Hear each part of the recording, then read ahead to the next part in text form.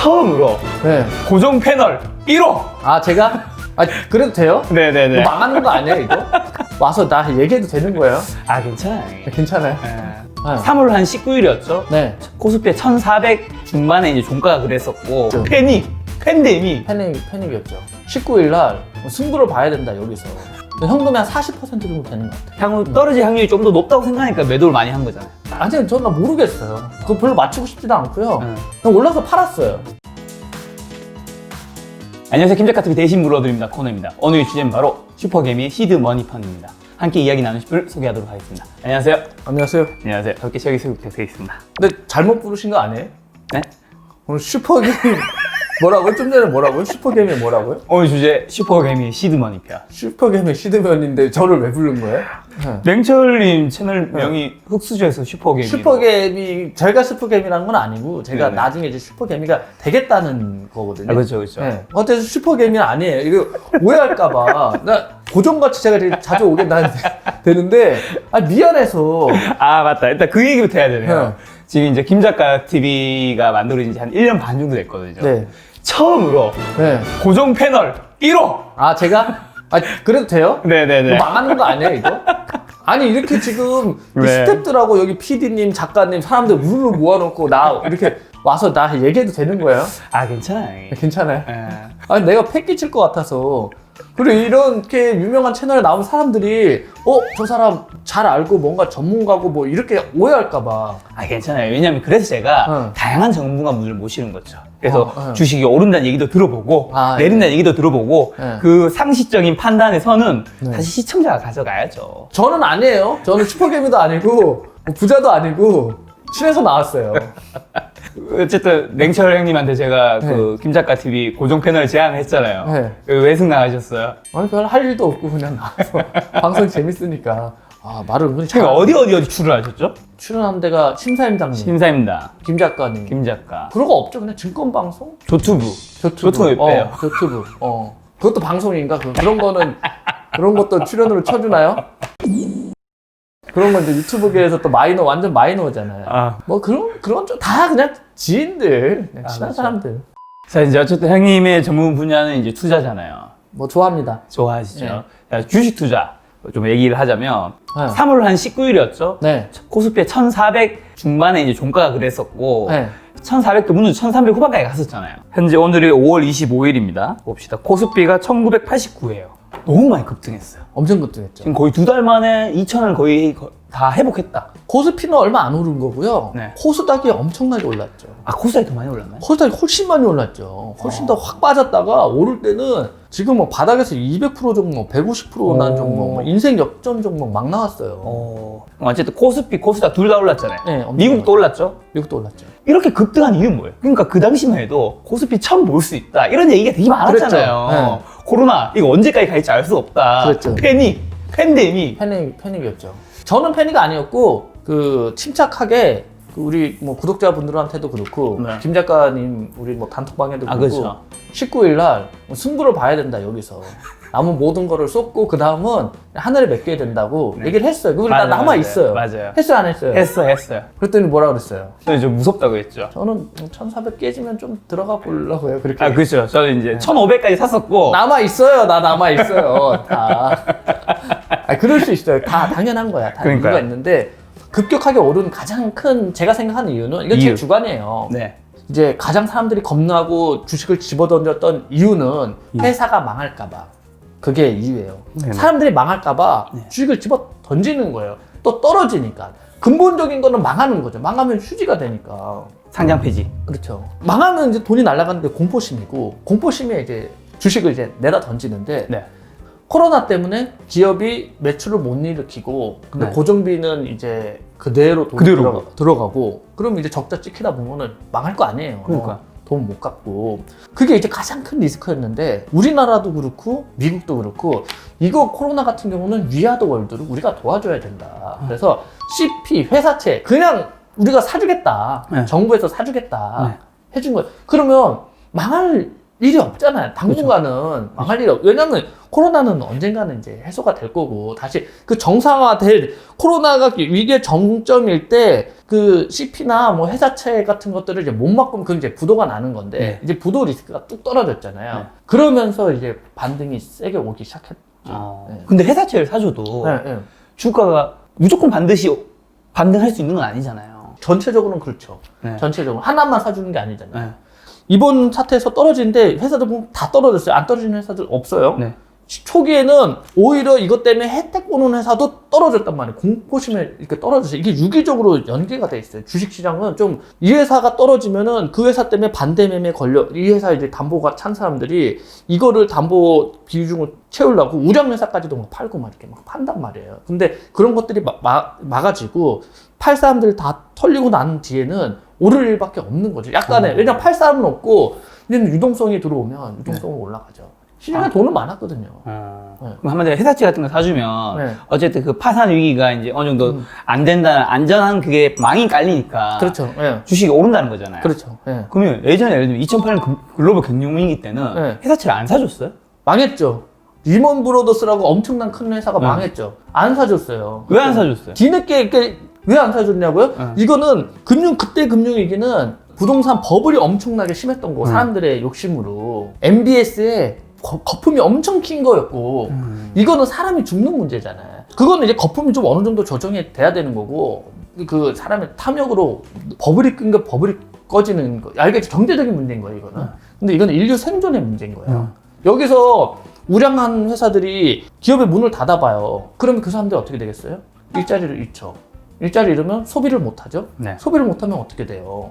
또 다른 기업들이 연쇄적으로 이게 이어질 거 아니에요. 이거는 막아주는 게 도덕적으로나 명분이 되잖아요.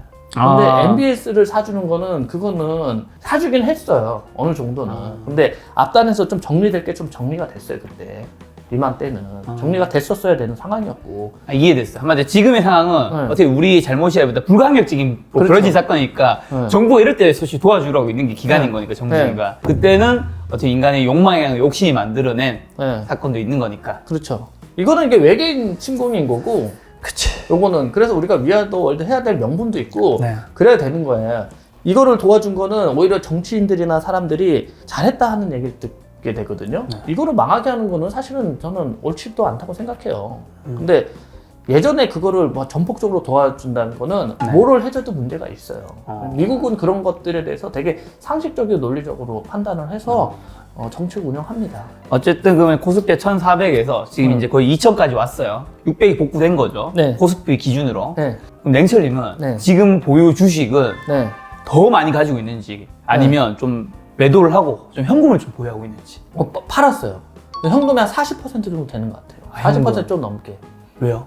올랐으니까. 그럼 향후 주가의 전망은 더 오를까 생각하지 않는 거예요? 오르면 땡큐죠. 주식이 아직 그래도 뭐 한 5, 60% 있으니까. 네. 오를 오를 수도 있다고 생각해요. 오늘도 오르더라고요, 내 거. 그렇죠. 좀 또 팔았지. 그러니까 근데 어쨌든 계속 팔았다라는 거는 지금 주식이 향후 떨어질 확률이 좀 더 높다고 생각하니까 매도를 많이 한 거잖아요. 아직 저는 모르겠어요. 그거 별로 맞추고 싶지도 않고요. 네. 그냥 올라서 팔았어요. 네. 그거예요. 떨어져요? 떨어져 샀어요. 비중이 늘었어요. 그게 다예요. 그때 3월 19일에는 풀이었어요. 풀 베팅 상태였어요. 아 현금 없고? 네, 없었어요. 땅도 내놓고 땅도 팔아가지고 팔린 돈 있으면 넣을 생각으로 뭐 그렇게 해놓은 상황이었어요. 냉철님이 네. 지금 주식을 매도했는 게 네. 어떻게 보면 워렌 버핏이 지금 현금을 굉장히 많이 보유하고 있다고 신문기사 많이 나왔잖아요. 네. 그것과 좀 유사하다고 보면 돼요? 비슷한 부분도 있고 아닌 부분도 있다고 생각하는데 네. 저는 현금 비중이 늘어난 데 가장 큰 이유가 우리가 반도체가 집중적으로 있었어요. 반도체 관련 소형 주식들이 네. 주력이었어요. 걔네들이 올랐어요. 내가 생각할 때는 좀 과하다 싶을 정도로 좀 급등을 했어요. 네. 그전에는 내가 생각 과하다 싶을 정도로 저평가 상태였고 그래서 걔네들을 매도 올랐으니까 판 거예요. 자기 실현을 한 거예요. 영원히 올라가지 뭐 저는 생각하지 않거든요. 그렇죠. 미래는 모르는 거니까 그렇죠. 난 내가 딱 아는 구간에서만 플레이를 하는 거니까 그래서 내가 안전하다고 생각하는 구간을 샀다가 올랐기 때문에 판 거고 그 워렌 버핏 같은 경우는 다른 생각이 있었을 거예요. 왜냐하면 손절하고 항공주 같은 것도 줄이고 이런 것들 시간이 많이 걸릴 거니까 나중에는 다시 회복할 거라고 생각하지만 그리고 기업에 심대한 타격을 입기 때문에 그런 것들을 이제 정리를 하고 현금을 많이 보유해서 정말 알짜 회사들 중에 경쟁력이 있는 회사들이 매물로 나오면 그걸 통으로 살려는 전략으로 현금을 많이 늘린 게 아닌가 생각을 했는데 정부에서 너무 적극적으로 도와줘서 자기가 계획했던 거하고 조금 다른 상황으로 흘러가는 게 아닌가 생각이 들고 네. 아마 딜이 왔을 거예요. 근데 오는 딜이 정말 좋은 회사가 헐값에 오는 게 아니라 네. 그저 그런 회사들이 와가지고 지금 현금 집행을 못하고 있는 걸로 저는 생각이 됩니다.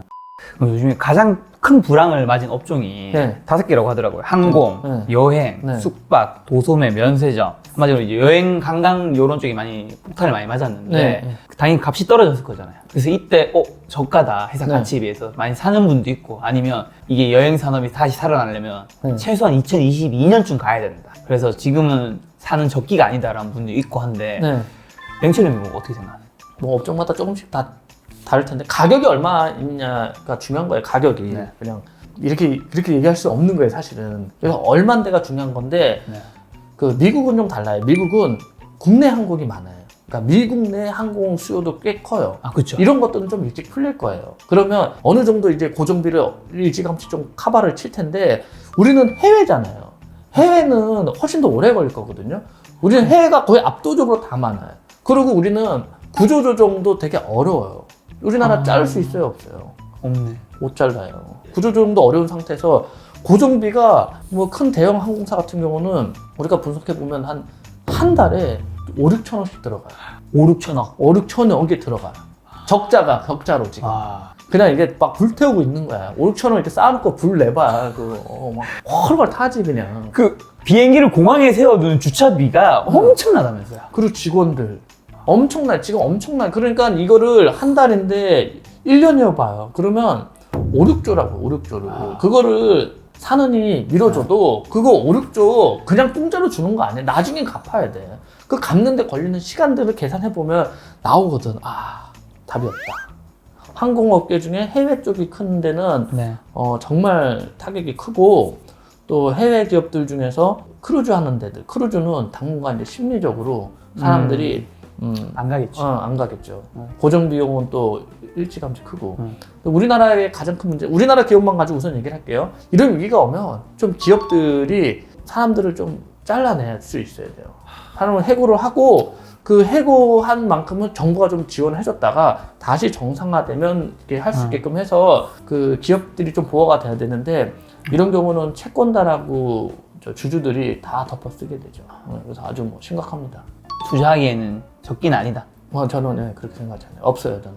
그리고 그냥 해고 얘기 나와서 그런데 네. 어쨌든 우리나라 경기 전체적으로 침체되는 현상이 있잖아요. 네. 그러면 이제 우리 개인 이렇게 해고되거나 아니면 네. 이런 일자리가 흔들리거나 이러신 분들은 어떻게 이런 위기 잘 돌파할 거예요? 제가 남들한테 뭐 조언할 것도 아니고 그냥 이렇게 뭐 취미 유튜버가 뭐 남들한테 조언할 그런 위치도 아니고 그냥 저라면 어떻게 할지 생각하는데 나라에서 지원해주는 또 프로그램이 있어요. 받을 거는 받으면서 우선 생존 모드로 들어가면서 네. 그 코로나 때문에 그 배달 수요가 엄청 늘었거든요. 맞아. 그런 그냥 플랫폼 노동자로 좀 시간을 가질 것 같아요. 또 회사 정상화되면 부르겠지. 당연히 내가 일 잘하고 하는데 당연히 부르겠지. 지금 회사 상황이 그런데 내가 거기서 계속 월급 주세요 싸우고 그런 건 제 성격에 안 맞고 그냥 생존 모드 들어가고 플랫폼 노동자 열심히 하면서 새로운 경험 좀 할 것 같아요.